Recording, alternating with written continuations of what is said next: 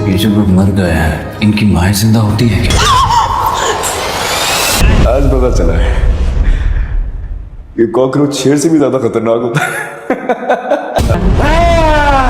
बाबा मुझे सिर्फ एक मौका दे। वक्त गुजरने के साथ साथ आपकी नफरत, आपकी हकारत बढ़ती जा रही दे दे। मौका मिला था, आपका एहसान जरूर था।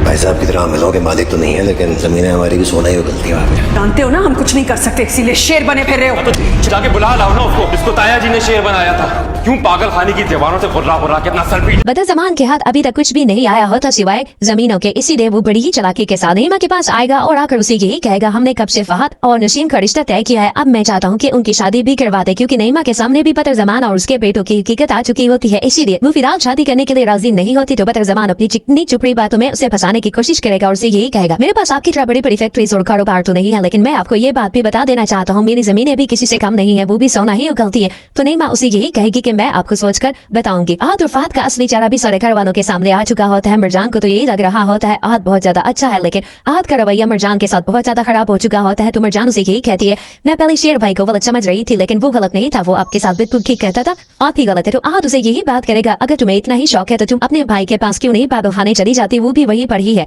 और वहीं दूसरी तरफ फहद अपनी और वहीं दूसरी तरफ फहद मार खाने के बावजूद भी अभी अपनी हरकतों से बाज नहीं आया होता। वो मुसलसल तौर पर शेर की बहन को हरास करने की कोशिश कर रहा होता है और वो इस बात को लेकर बहुत ज्यादा परेशान भी होती है और वहाँ पर उसे बचाने के लिए कोई भी मौजूद नहीं होता। और वहीं दूसरी तरफ डॉक्टर फजल जैसे ही हॉस्पिटल आएंगी तो आकर उसे यही बात मालूम होने वाली है शेर हॉस्पिटल में एडमिट है, क्योंकि उसका और उसके बाप का एक्सीडेंट हुआ था और शेर के बाप की डेथ हो गई थी। उसके बाद से शेर यहाँ पर ही है और शेर से उसके घर वाले भी मिलने बहुत कम ही आते हैं। शेर जैसे ही डॉक्टर फजल को देखेगा तो उसे पहचान जाएगा और उसे यही बात करेगा आप भी मुझे बाकी लोगों की तरह पागल समझते हैं। तो डॉक्टर फजल उसे यही बात करे कि मैं आपको बिल्कुल भी पागल नहीं समझती।